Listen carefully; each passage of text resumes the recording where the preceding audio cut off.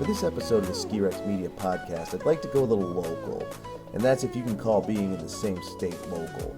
This is Tim from skirexmedia.com once again, and today I'd like to use this episode to show some support for the people in the town in and around Jay Peak. That's a ski hill north in my home state, Vermont. And I would like to show a little bit of support for what the locals are going through. Now, I got the idea for this from seeing a link that was shared on Twitter for a piece that was written on vtsports.com. It was titled An Open Letter to Jay Peak Receiver Michael Goldberg, and that's exactly what it is. If you'd like to take a look at it, I have a link for it in the episode description, and the wonderful thing about me saying that on a podcast that isn't done live is that you can just pause me and you can go take a look at it real quick and then come right back. But only do that if you're able. Don't try to read it. If you're listening to this while you're in the car, I'd like to think some people might be downloading this and listening to it while they're driving. Don't do it while you're driving. Go ahead and take a look if you can. Now, for those who can't or don't want to read it, the open letter is really a plea from locals, written by a local of Jay Peak, to not have to live out the storyline from the movie Out Cold. Now, if you haven't seen that movie, which I'd be very surprised, and I really do suggest that you see it, it's about a mountain in Alaska that's sold to a ski corporation, and then the buyer is trying to change it into a high-end joint. And the locals have to fight back against it. They want it to stay their local hill. Now, the movie is really funny. How they present it is really funny. One of the London brothers, Zach Galifianakis, Lee Majors, But I could see why a ski town might not want to go through that in real life. You see, Jay Peak is a resort out in the middle of nowhere. Now, to get a little bit local here, you have to drive up I-91 until you're about spitting distance from Canada. You get off the exit, then you take a 2-lane highway out to a little town that you would absolutely miss if you blinked. You turn right, you stay on that 2-lane road for a while, you turn left, and eventually you find the mountain. It's all alone out there.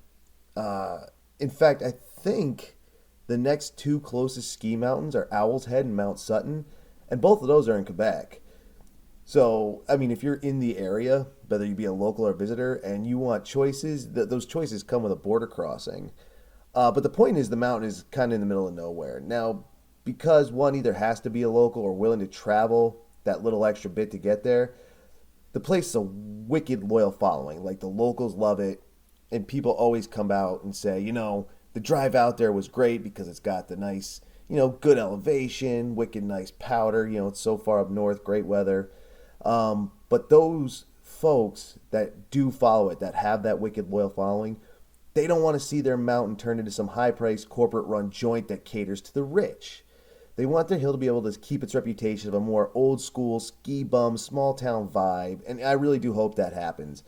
I mean, they have been improved over the years. There's a bunch of condos up there, and we could talk about that a little bit later maybe, but, it really does have the reputation that it deserves, being out there in the middle of nowhere, almost what am I trying to think of here? Like the diamond in the rough? No, that's not right, but I think you know what I'm trying to get at.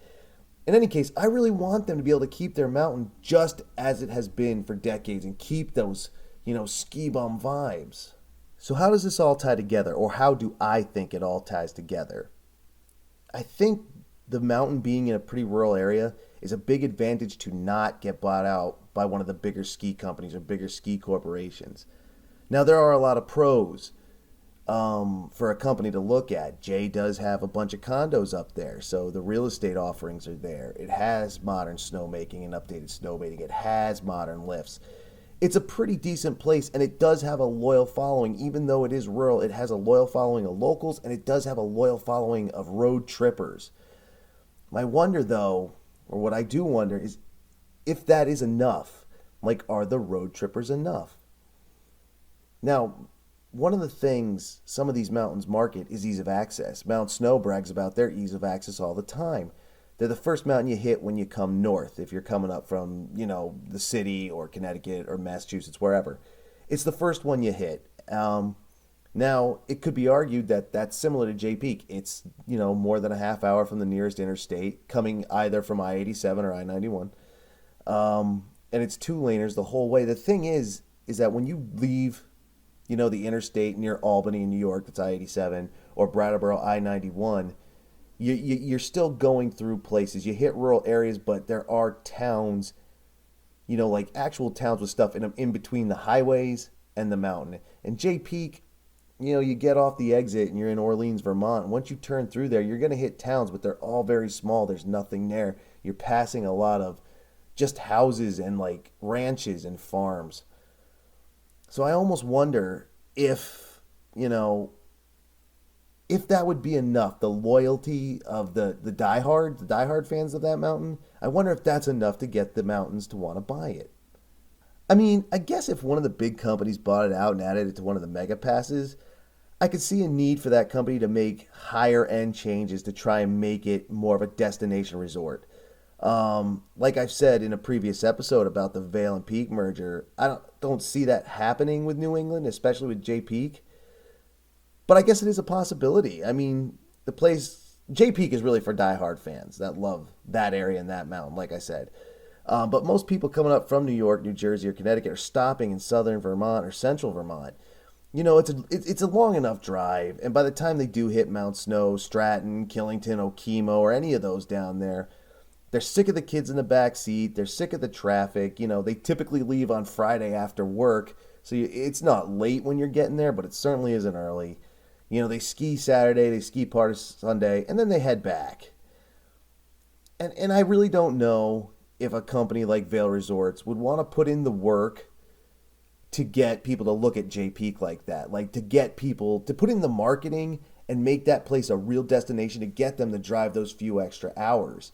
I mean, God, from New York City, that's got to be pushing a 7-hour drive, especially once you get off the highway, factoring in traffic. So I don't know if a company would want to do that. I mean, but I don't know. I mean, I guess if Jay Peak is making a shit ton of money, just hand over fist, I guess I could see them buying it out and taking their chances. I mean, what do I know? As I've said before in some of these commentaries / rants, I could be 100% wrong about all of it. One of the big companies could pick Jay Peak up tomorrow and, just completely start buying out Vermont. What do I know? I just don't think it's likely. But anyway, I did say that this episode was supposed to be in support of Jay Peak getting to stay the way the locals and the fans of the hills want it to stay. I would love for that to happen for them.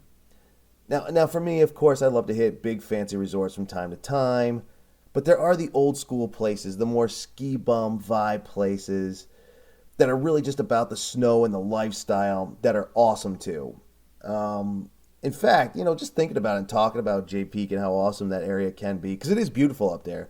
I'm almost thinking about taking the drive up there today, even without the snow.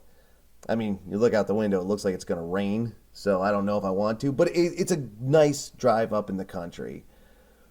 And that, that's part of the small town ski hill vibe. That's just awesome, and I know a lot of us love that. Anyway, kids, that was a long way to say I hope that you get to keep your hill the way that it is. I hope that Jay Peak doesn't get bought out by a company that puts cash over culture and ends up having that place running with lattes, and I hope Stumpy can stay right where he is. I'm even planning on heading up there this winter, so keep an eye out for that. If you're a fan of Ski Rex Media, maybe we'll run into each other. We'll talk about skiing. Once again, thank you for listening to me talk about something that I might be completely wrong about. If you got a kick out of it, think about subscribing so you can check out the podcast whenever you like. I'm thinking I'm going to keep putting them up on Wednesdays. I think that day works. But if there's enough feedback, if people really start listening and taking a liking and think there's a better day, maybe we can do that too. Also, head to skirexmedia.com for daily written content, which admittedly right now is kind of boring, but winter is right around the corner. So that will take care of that. We'll start seeing a little bit more exciting content as the winter comes. I mean, after all, ski media outlet, winter will help that a lot. You can also go to Twitter, Facebook, follow Ski Rex Media. The social media pages will always have links to daily posts, links to this podcast, links to the YouTube channel, which is mostly for the podcast right now if you prefer to use YouTube. If you're listening to this from the website, say, but you prefer on YouTube, you can go there.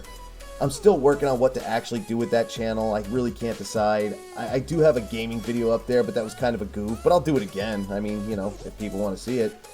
I'm also trying to get more fan and follower interaction. I might even get some of you fans and followers on this podcast. So if there's anybody interested in that, let me know. We'll figure out a way to do that. All of this at the end here is also in the description. All the links to connect, to contact, to find the social media, to find this podcast, which depending on where you are or how you're listening to it, is on Spotify, is obviously linked here on the website if that's where you're listening to it. There's a ton of ways to find it. So go to the description, look for all the links of everything, check us all out, subscribe, follow everywhere. Don't hesitate to contact me if there's something you want to talk about, all right? For now, though, have an excellent day, and thanks again. Later.